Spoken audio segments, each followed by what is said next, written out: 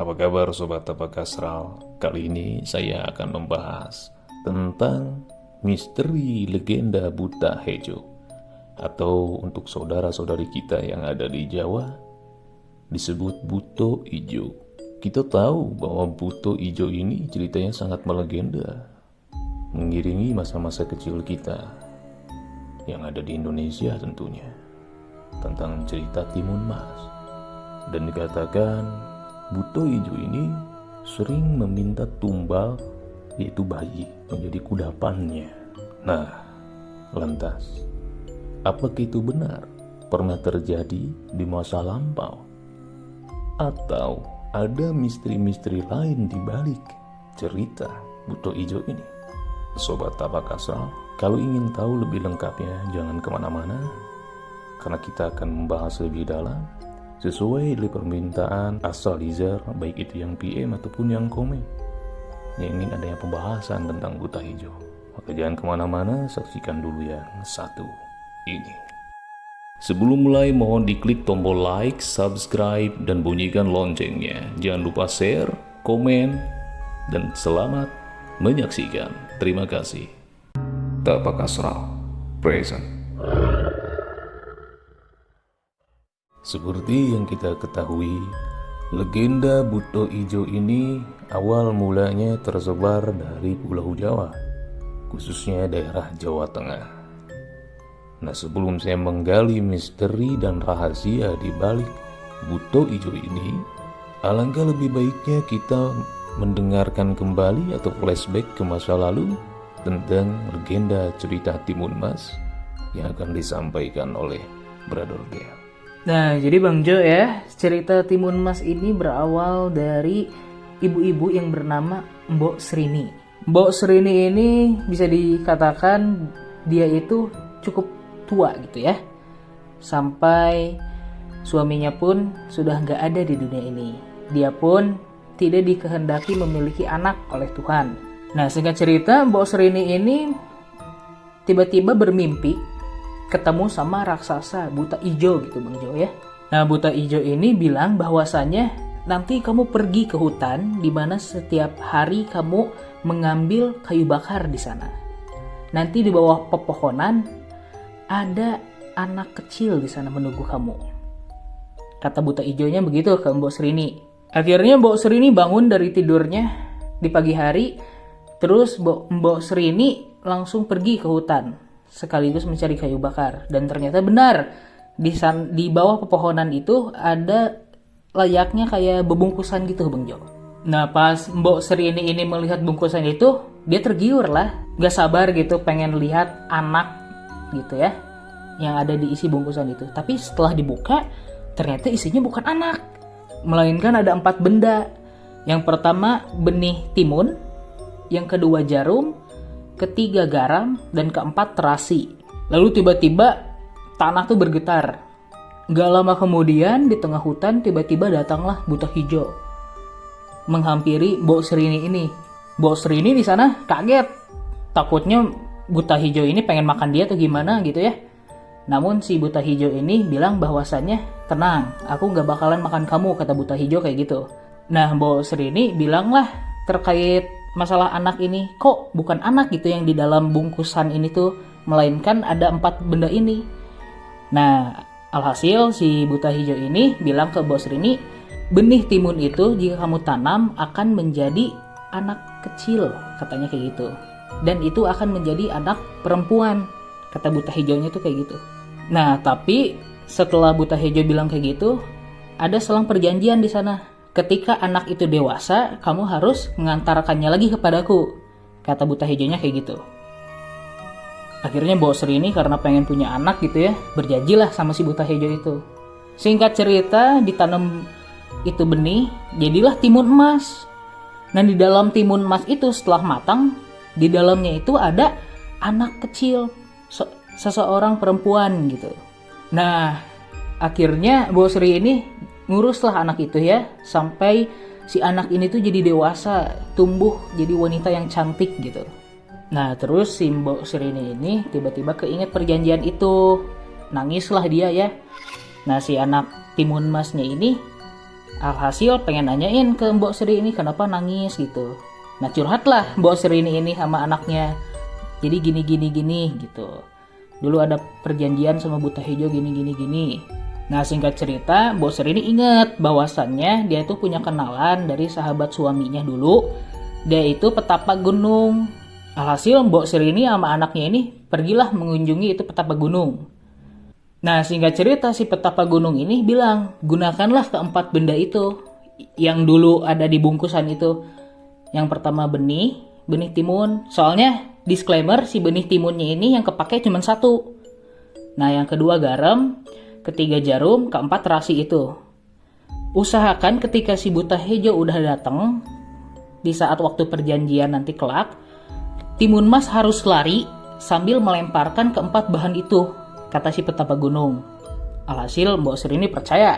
Singkat cerita, datanglah waktunya perjanjian sama si Buta Hejo itu. Pas mereka lagi berkumpul, tiba-tiba si Timun Mas ini lari. Nah otomatis si Buta Hejo ngejar dong.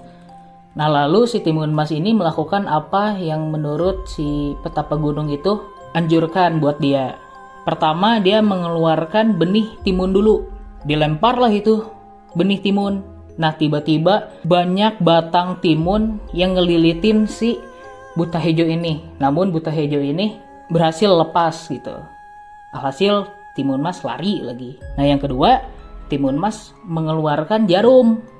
Tiba-tiba dari tanah tumbuh bambu runcing gitu untuk menghalangi si Buta Hejo ini. Nah si Buta Hejo ini berhasil juga kabur nih. Yang ketiga, naburin garam. Nah tiba-tiba pijakan yang diinjak sama si Timun Mas ini tiba-tiba berubah jadi lautan. Nah tanah yang jadi lautan itu tiba-tiba berubah jadi lautan lalu menghanyutkanlah si Buta Hejo itu. Nah si Buta Hejo ini setelah terhanyut dari laut itu ya, dia berhasil selamat juga nih. Nah alhasil si Timun Mas ini berharap ke satu-satunya benda yaitu terasi itu. Pas terasi itu dilempar, tiba-tiba tanah berubah jadi lumpur yang mendidih. Nah di sana si Buta Hejo itu tenggelam di sana lalu meninggallah di sana.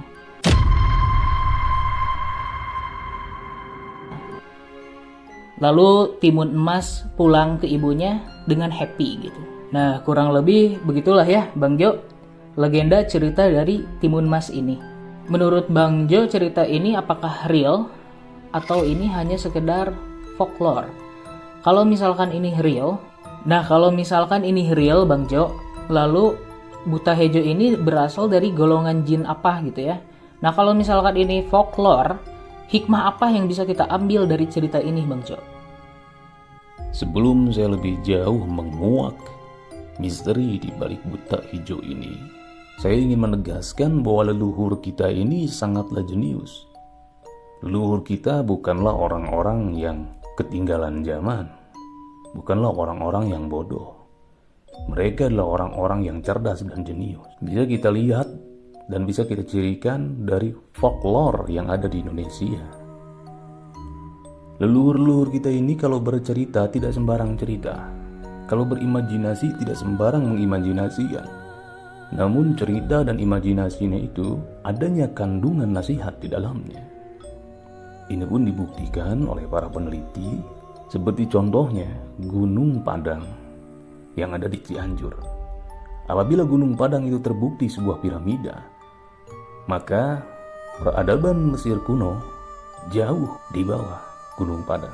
Secara tidak langsung berarti paparan Sunda dan Nusantara pada umumnya lebih tua daripada peradaban Mesir kuno. Nah, bila leluhur kita mampu membuat infrastruktur yang sebegitu megahnya saja di zaman dahulu kala, bahkan bisa mengalahkan teknologi yang ada di Mesir kuno, tentu leluhur kita juga mampu membuat sebuah cerita-cerita yang berkualitas, yang lebih canggih daripada mitologi-mitologi luar. Salah satunya adalah Buto Ijo ini. Bagi saya pribadi, apabila membahas masalah Buto Ijo, saya tidak bisa mengatakan Buto Ijo ini hanyalah sekedar fiksi atau ada entitasnya. Kenapa?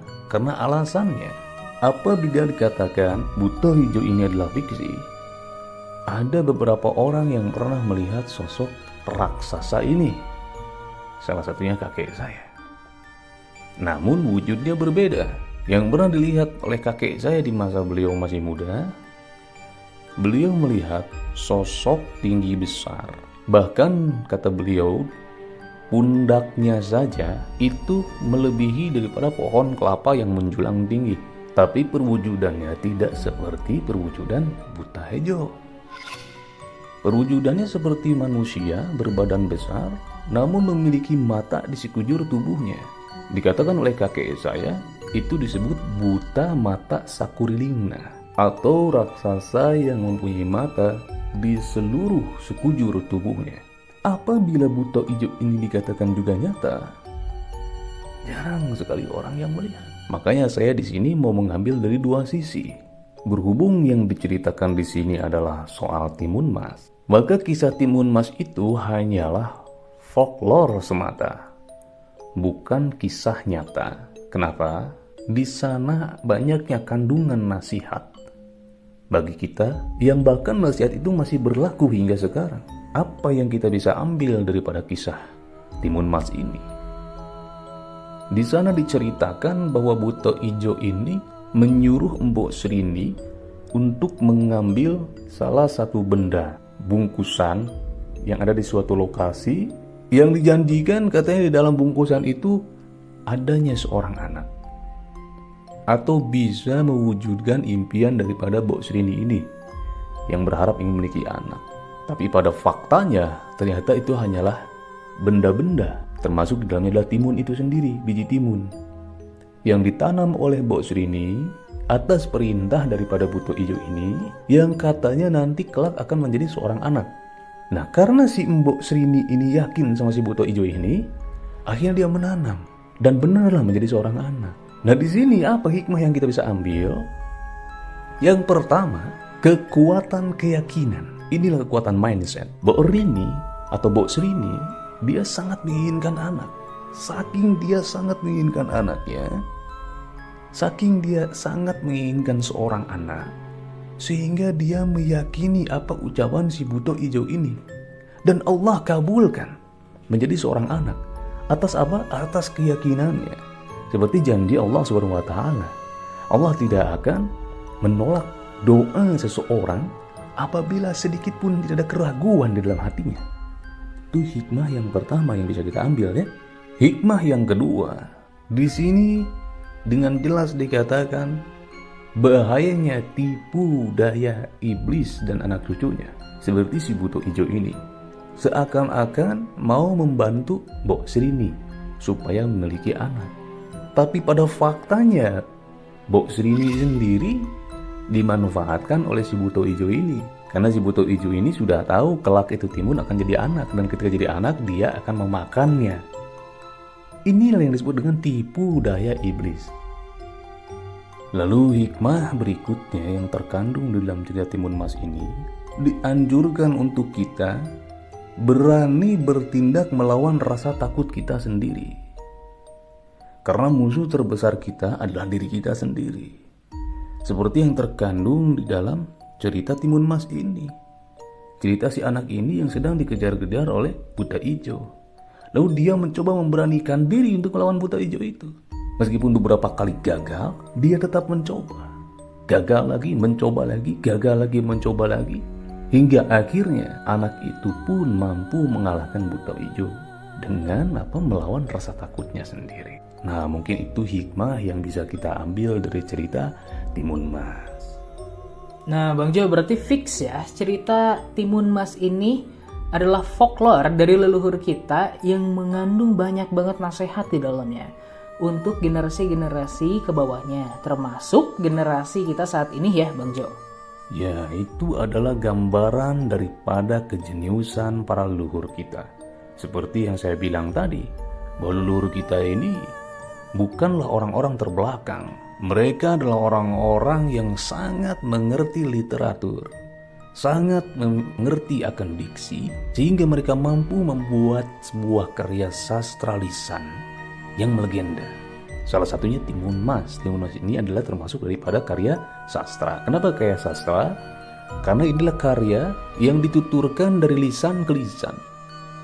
yang di abad modern menjadi karya tulisan. Namun apabila kita bertanya kepada pertanyaan Bro Dev sebelumnya, apakah ada atau tidak sosok Buto Ijo dan Buta Hejo ini? Ada, namun bentuknya tidak seperti yang ada di cerita Timun Mas. Lantas kenapa dia bisa ada? Karena seringnya diceritakan dari mulut ke mulut, sehingga entitas gaib mengambil bentuk dan wujud yang seperti demikian adanya. Dari golongan jin apakah mereka? Mereka termasuk dari golongan jin ifrit yang biasanya tinggal di kaki gunung perbatasan dengan lautan, atau sebagian orang mengatakan jin purba atau jin kuno. Jin purba atau jin kuno ini tubuhnya tinggi-tinggi besar. Namun bentuknya tidak seperti Buto Ijo itu. Tidak harus warna hijau, tidak. Terserah dia, bebas semaunya apa. Seandainya ada pun orang yang melihat penampakan yang seperti demikian adanya, maka itu adalah kamuflase. Nah, entitas gaib inilah memanfaatkan cerita-cerita yang ada di Nusantara, sehingga mewujud bentuk dan rupa yang seperti demikian adanya. Padahal yang ada di Timun Mas ini hanyalah karya sastra, ya, sebuah nasihat untuk kita. Di dalam Timun Mas ini banyak sekali simbol-simbol yang harus kita pecahkan. Dalam bahasa Sunda, siloka-siloka. Di dalam namanya saja Buta Hejo atau Buto Ijo. Buta dalam bahasa Sunda artinya orang yang tidak bisa melihat. Sedangkan hijau ini adalah simbol daripada kekayaan, kemakmuran, ya, kesegaran. Maka bisa dimaknai Buta Hijau ini adalah sosok orang yang berkuasa, sosok orang yang memiliki kekuatan, yang memiliki harta banyak, namun memiliki hati yang sekecil biji kurma. Dalam artian serakah, kikir, suka menindas, padahal dia adalah orang besar. Namun dia memakan orang yang kecil. Seperti yang dikatakan, Buta ini mau makan anak kecil. Anak kecil di sini sebagai simbol rakyat jelata. Buta Hijau sebagai simbol penguasa yang memiliki harta, memiliki jabatan, memiliki kekuasaan, namun seperti penguasa yang tidak bisa melihat. Seperti penguasa yang mati nuraninya. Itulah simbol dan siloka daripada Buta Hijau. Oke, sangat masuk akal sekali ya penjelasan Bang Jo tentang Timun Mas ini. Bahkan dari namanya saja mengandung arti tersendiri gitu ya di dalamnya. Seperti yang diriwayatkan di zaman Nabi Sulaiman. Ketika Nabi Sulaiman mengumpulkan seluruh pasukannya, baik itu dari golongan manusia dan dari golongan jin. Wahai pasukanku, siapakah yang bisa memindahkan singgasananya Ratu Balkis ke hadapanku? Semua melempem. Gak ada yang berani jawab. Tiba-tiba ada yang menjawab dengan lantangnya dan gagah, penuh dengan percaya diri. Yang mulia, aku mampu memindahkan singgasana Ratu Balkis sebelum yang mulia duduk lagi ke singgasana yang mulia. Kan pada waktu itu Nabi Sulaiman sedang berdiri. Nah, siapa dia? Dia adalah golongan jin ifrit yang tidak bersayap. Lantas golongan jin ifrit yang tidak bersayap ini bentuknya seperti apa? Ya berbeda-beda. Namun biasa sosoknya adalah raksasa, tinggi besar, intinya makhluk yang tidak lazim. Bisa berbentuk seperti manusia, tinggi besar, raksasa, atau juga bisa berbentuk seperti siluman, namun tinggi besar, seperti setengah wanita, ke bawahnya ular. Itu pun ifrit golongannya. Dan ifrit ini kenapa disebutkan paling kuat? Karena dia memiliki singgasananya tersendiri. Bahkan ifrit memiliki santuarinya tersendiri. Itu ciri-ciri ifrit. Maksudnya, ifrit itu memiliki kemampuan menawarkan sebuah jasa kepada manusia. Dia satu-satunya golongan jin yang mampu seperti itu. Nah, sama seperti Buto Ijo. Buto Ijo katanya menawarkan kekayaan, ya kan?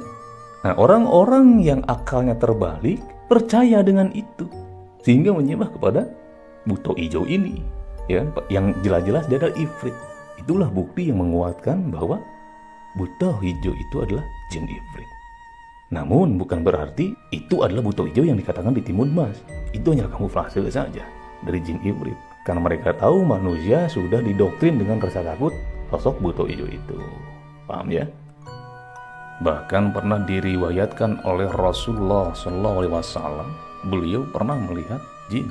Beliau berkata kepada sahabatnya, ketika setelah sholat aku melihat jin.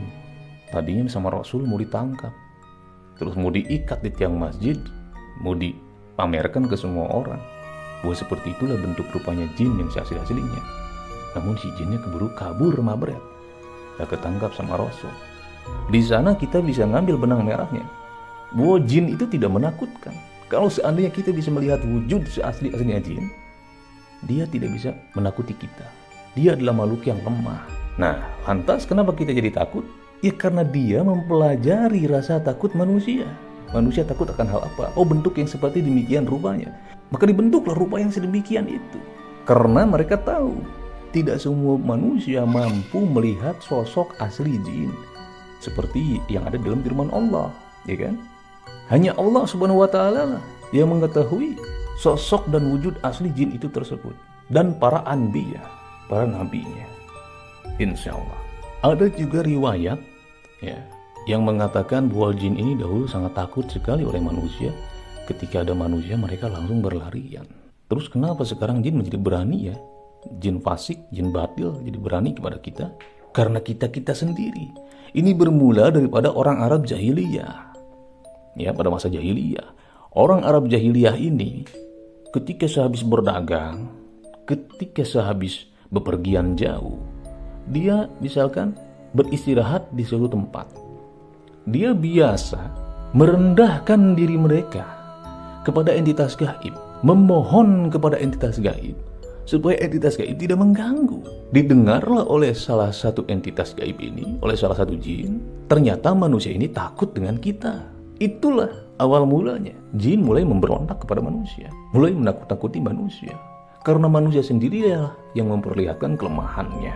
Adapun yang disarankan oleh Rasulullah SAW, kita harus menghargai jin itu dengan sewajarnya. Menghargai jin sebagai ciptaan Allah, menghargai jin sebagai saudara kita untuk jin yang seiman, tapi dengan bahasa yang sewajarnya, yang tidak merendahkan diri kita.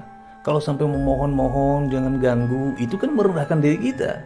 Nah, itu yang tidak boleh. Cukup dengan mengucap salam saja. Untuk orang muslim cukup bilang assalamualaikum, sudah cukup, ya kan? Untuk orang Sunda cukup bilang sampurasun. Sebagai tanda salam saja, tanda permisi, tanda menghormati. Mereka pun sudah menerima. Tidak usah kita merendahkan diri kita. Mohon jangan ganggu eyang. Saya di sini lagi bla bla bla bla bla bla bla bla bla. Nah, inilah yang menjadi acuan mereka untuk mengganggu kita. Padahal kita tidak harus demikian. Cukup hargai dengan sewajarnya, gitu. Namun jangan juga sering kita mendengar ada orang yang bilang seperti ini. Gak usah kita permisi-permisi kemana-mana.